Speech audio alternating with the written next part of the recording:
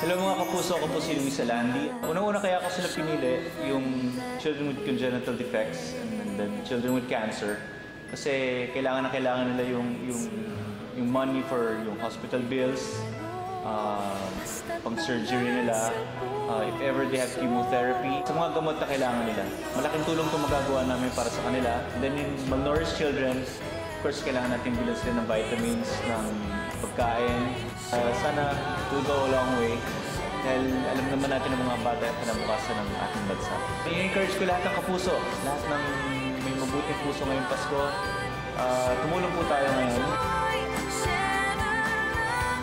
Let's share the love mga kapuso.